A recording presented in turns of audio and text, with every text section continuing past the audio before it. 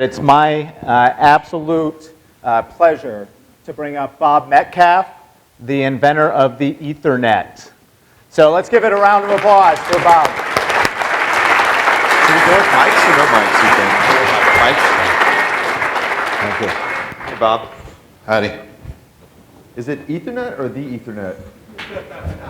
Ethernet. That's what I thought. Yeah. Now for something completely different. Bob is one of my favorite people. He doesn't know that. But he's a brilliant person and unbelievably witty. And so we're just going to sit and have a conversation and talk about his experiences and his...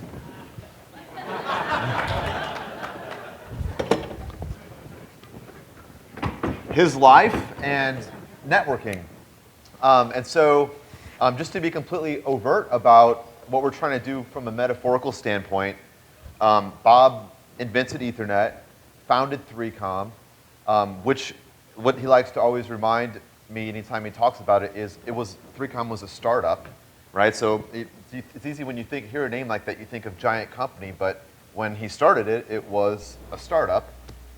And so it was a startup, it was a networking startup, but what we want to talk about is networking of startups, right?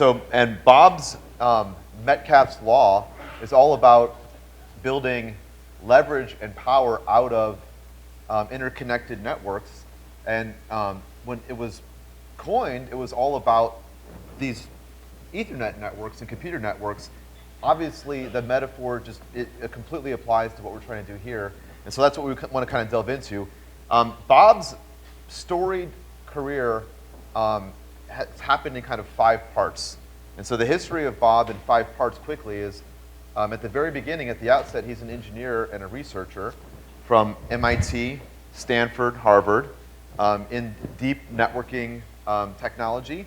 At the very, very forefront of building this stuff, it was very hard things to do at this point in time. Then his second wave of second career was as an entrepreneur and then an executive when he started 3Com and it became a $1 billion huge company. That was kind of like number 2 career. Number 3 career was as a publisher, right? So he started this website, and magazine called InfoWorld, where he's an editor and pundit and writer about tech things. And so that happened for another decade. I didn't start InfoWorld. You didn't start InfoWorld, got it. I joined it. Joined it. Made it wildly successful. Well, okay. No one had ever heard of InfoWorld before Bob. So 10 years as kind of a publisher, then 10 years as a VC, general partner at Polaris in Boston, and then 10 years now, 3 years into his next 10 years as an educator here at UT, where your title is Professor of Innovation. So where his job is to profess about innovating. Startups. Yeah. Yep. So, just to kick things off, one of the things that Brad said on stage yesterday at Demo Day, to reinforce this kind of story of building out the Techstars ecosystem, these interconnected networks, is he kind of told this story arc about how venture capital and company building had changed in the kind of mid-2000s from being a hierarchical thing to being this network-driven thing. And he had this epiphany at the same time that he met David and this kind of network-oriented whatever. And Bob actually kind of disagrees with that concept, No. at least mildly disagree. Disagree with Brad Felt? Yeah, well, No, I don't actually. I agreed entirely. My only quibble would be I think networking has always been the secret of entrepreneurship. right. So I don't think it's such a new thing. But So it's not a new thing, it's an always thing. Yeah, but look at the scale that's being achieved here at Techstars. Got it. Phenomenal. Yep. So let's start at the very, very, very beginning. 1969, September, the birth of The internet came the along. internet. Yeah. Yeah. You were there. What did it look like? It looked like a teletype at 10 characters per second, and you would type in letters, and they would go all the way across the country, and they would come back. It was really phenomenal. So compare that to, so one of the things that, as an educator, I'm sure you experience this a lot. You're dealing with students that are, 18, 19, 20 years old, whatever. They have no concept of what the world was like then. The things that we didn't have then that we have now that we take for granted. And so at the earliest days of building a networking company and doing this network research, like, just paint a picture for us about what did the world look like? I mean, like, I'm 35 years old. I mean, I'm picturing, computers that fill rooms, right? Like, Do you know what this is? that looks like a punch card. It is a punch card. This is what computing looked like in 1969. Yeah. People would take cards. The whole point of telling these stories like this, is to convince you all how different things can become. So we sat around rooms thinking this is how you would compute. You would punch holes in this card, and then you'd make a box of these cards, and then you would submit them overnight, and back would come your answers, usually a bug in your program, so you had to submit the next night again. And that was computing, and now 40 years has gone by, and it's not like that at all. But the point of telling that story is that your world is going to change similarly. That is, what you take for granted now is going to be, in 20, 30 years, is going to be as odd as this card is. I use them now for making speaking notes. I write my notes here. So if he runs out of material, I got plenty. Right. Bob worked it all out in advance. Yeah. So the 70s is really kind of the, 3Com, you founded it, what year was this? June 4th, 1979. 79, got it. And what was the genesis of the company? Like, my understanding is you had, the whole point of the company was to commercialize this research you had been doing at Xerox and at the universities. So what was the starting point there, and what made you believe that this commercialization opportunity was real? So I worked for Xerox Research for 8 years, and then resigned. And the resignation letter said, I'm leaving to pursue entrepreneurial ambitions. And why anyone would write something like that, I'm not sure. But it was Silicon Valley, and I suppose it was sort of automatic. You'd leave a big company to start a company. But I had no idea what the company would be. Yeah. So I became a consultant. And 2 months into my consultancy, the vice president of Digital Equipment Corporation, which was then the #2 computer company in the world, said that he would like me to develop for DEC an Ethernet-like network, which he admired. And I told him I really couldn't do that because I was sort of loyal to Xerox, and second of all, I'd already designed the best possible network I knew how, which was Ethernet, so if I did one for him, it would be worse. Right. So he was persuaded to cooperate with Xerox to develop an industry standard Ethernet. And as soon as I heard that there was going to be an industry standard Ethernet, I thought that was enough to start a company around. Got it. Interesting. So one of the things we talked about kind of as we were preparing is that the very, very earliest days of 3Com, you're selling the concept of network before there is network, right? And so No, it's even worse than that. No. So we were selling the idea of networking personal computers to people who didn't have personal computers. Right. So give me that sales pitch. Like, how do you I mean, you can sell ice to an Eskimo, but there's no ice, there's no Eskimo. So this relates to the general problem of the network effect, which is you need to get some scale to begin to start cashing in on the network effect. So what do you do at the beginning when there is no network? How do you get started? And I had that predicament squared because there were no PCs and I was ready to network them. Right. So we did 20 things to get started. One of them was develop versions of Ethernet for mini computers, of which there were some, and begin networking mini computers together. Our company produced the first commercial version of TCP/IP. Does anyone know what that is? Or do you guys all operate at such a high level you don't know what that is? So we started selling TCP/IP for mini computers, and then they started joining the internet gradually, mostly private networks. But then we did another thing, is we made a kit with so PCs didn't have networks, so you had to put option cards in them to get them on a network. So we made we started selling Ethernet cards, and our sales force came from the mini computer industry, so they thought they needed to sell 30 of them at a time, which would cost $30,000. and their commission, therefore, would be noticeable. Right. No one wanted to buy 30 Ethernet cards because they didn't have any. Didn't have 30. Didn't have mini 30 computers to IBM connect. PCs Yeah. to plug them into. Right. So we decided to make a 3-node starter kit. And we made a 3-node starter kit with a diskette that had software on it. And that software would allow you to share an expensive printer and share an expensive disk. Because what had just come out at that time was this huge hard disk from IBM, a 20 megabyte disk. 20 megabyte. That could hold like one picture, right? Well, in those days, that was so big, no one wanted to buy it because they didn't know what to do with it. And we gave them something to do with it, which was to share it among a group of PCs. So we built this 3-node network. By the way, I'm telling you the origin of Metcalfe's law. So we built this 3-node network, which allowed them to share a printer, allow them to share a disk, and allow them to exchange email within the LAN. It cost $3,000. Salesmen were a little troubled by that because the commission wasn't that big. Right. But the sales cycle collapsed. It went from infinity to a week. And we started selling these kits. And then shortly thereafter, our customers informed us the kit did exactly what we promised, but it wasn't very useful. And I was head of marketing at that time. I needed to respond to this quickly. I think you'd call that a pivot of some kind. And I made a slide that showed that for small networks weren't worth very much, but as they got bigger, they got valuable really quickly. So you drew this graph, shows linear. Cost of the network was linear, but the value went as the square of the number of nodes I wrote, because the number of possible connections among n nodes is approximately n squared.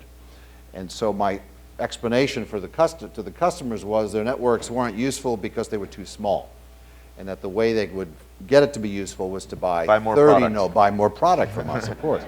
So 30 nodes. And this thing worked.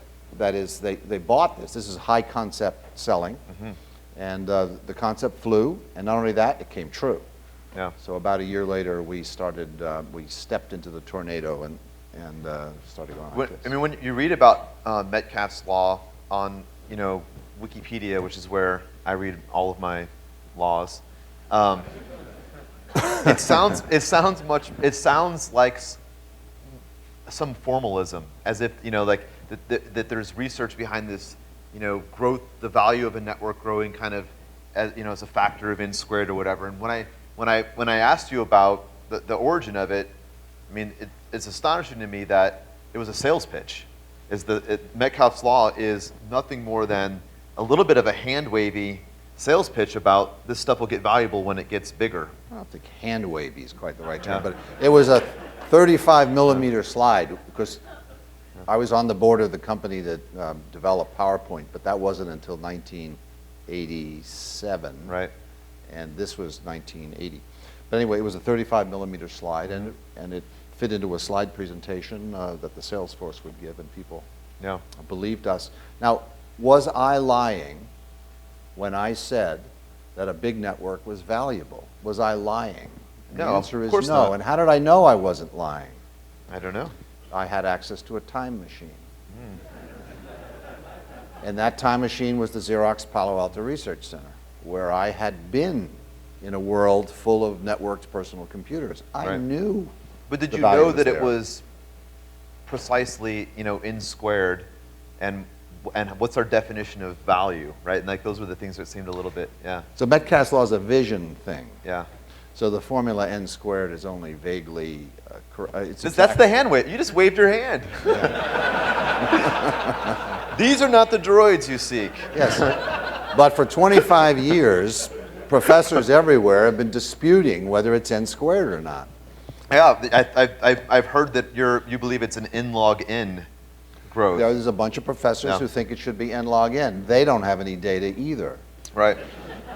So last December, I revisited my law, and I had to deal with the principal objection, which Yeah. is something Techstars needs to pay attention to, Principal objections.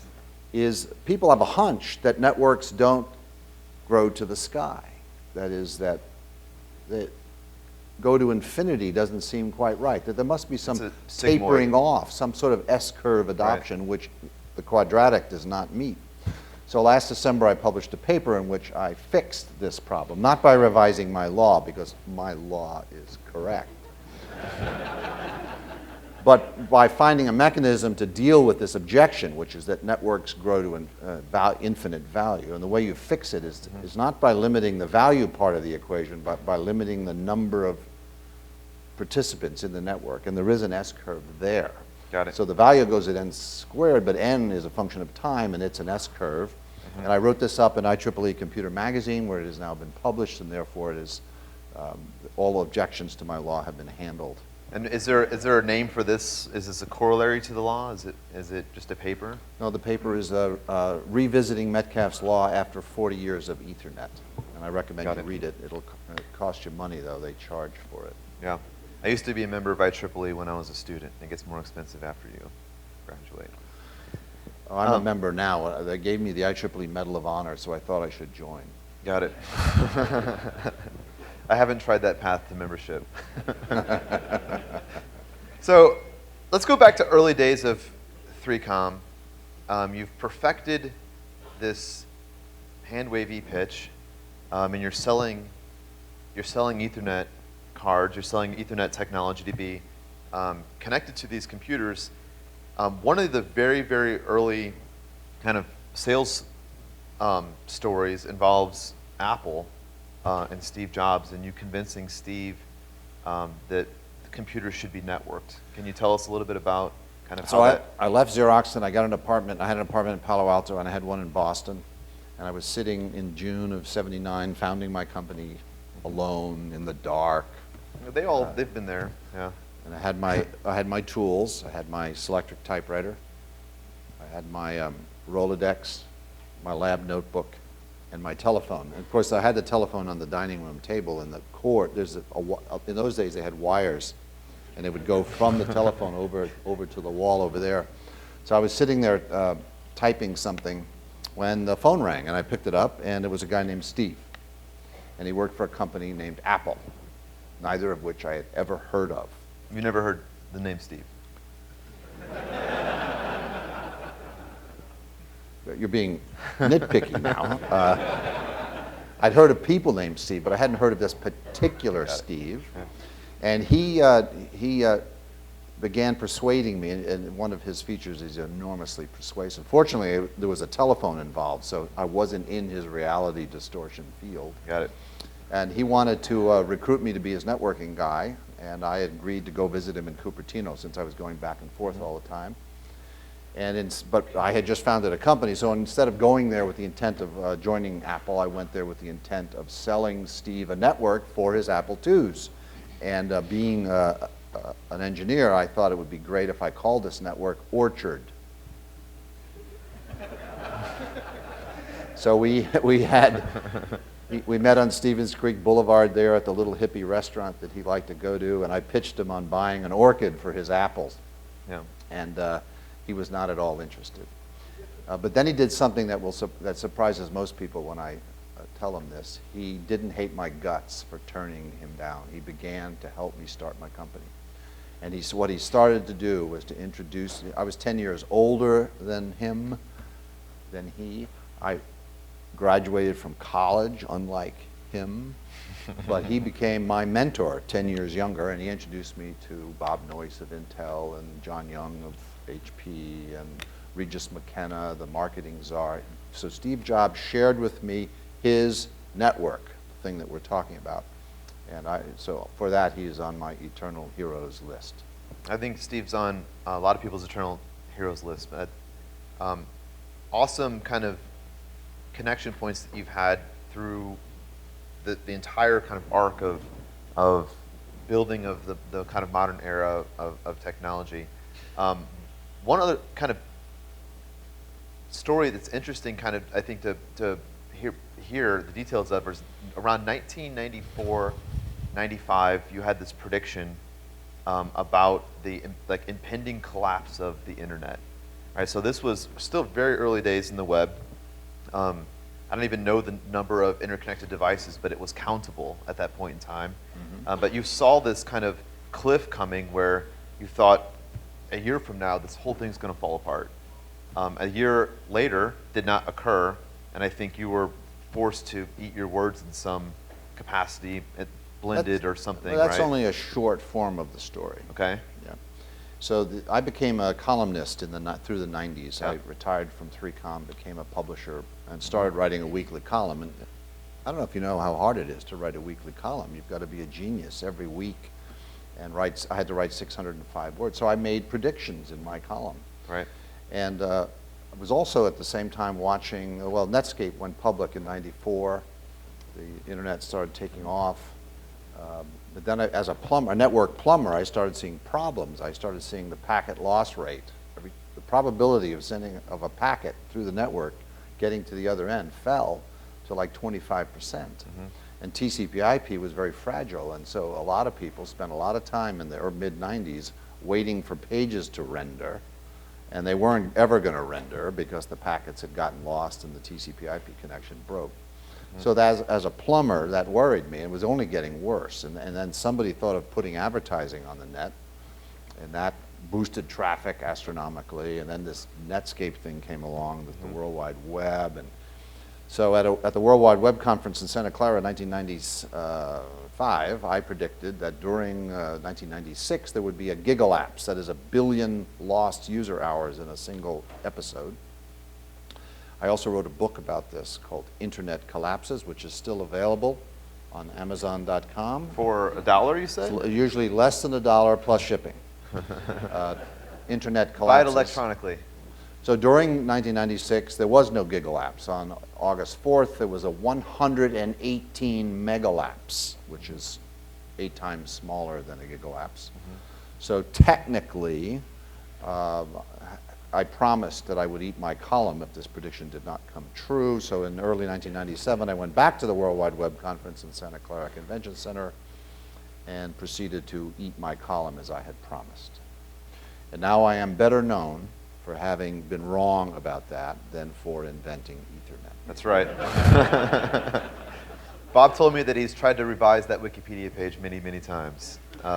So yeah, my counterattack is that prediction was a self-denying prophecy. By putting it out there, all the people in a position to didn't want prevent it to the happen, collapse right, exactly. prevented it, making me wrong. Yeah.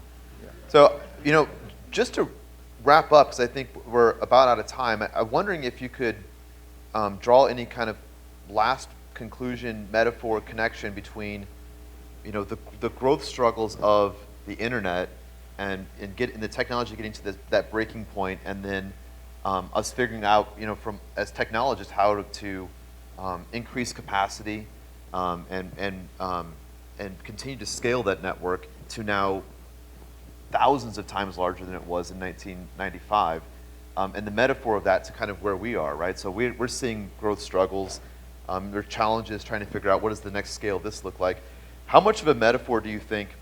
How much can you apply some, in a really loose way, all the commonalities of scaling interconnected computer systems to what we're doing? Is it the same in your mind? Let me put it more directly. So you all are my favorite people. You're entrepreneurs, and I have some advice for you, and it's consistent with the advice you got from Brad yesterday. Building your networks is the most important thing you can do to assuring the success of your company.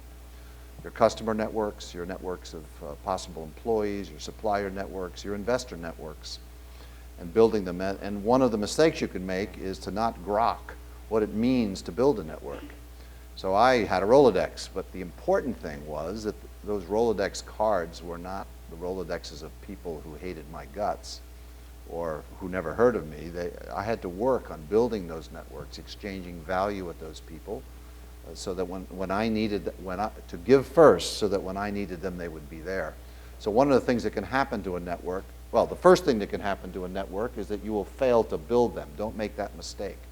You got to get out of the office. The fact that you're here means you're already working on that project. The second thing that can go wrong is for your network to be junk. So the value of Metcalfe's, some corollary of Metcalfe's law says that a junky network ain't worth shit. and you need to curate your network and take care of it and be of assistance and to give first to the people in your network. I recruited a VP marketing at one point, and he oddly, and that should have been a sign that I had made a mistake, invited me to his exit interview with his current employer, who happened to be David Rockefeller at Chase Bank. So here I am at an exit interview with David. And as I'm walking in, I noticed David Rockefeller had 2 Rolodexes, each of which was this big, huge rotating things. And I figured in that moment, gosh, if David Rockefeller thinks Rolodexes are that important, I better have one. So I went out and bought a Rolodex, and it made all of the difference in the world. So, of course, you don't use Rolodexes. So what are they called? Contacts folders, I think, maybe. I recommend it highly. Build your networks. Build your networks. Take care of the people in them. All right. Great thoughts, Bob. Thank you so much for the time.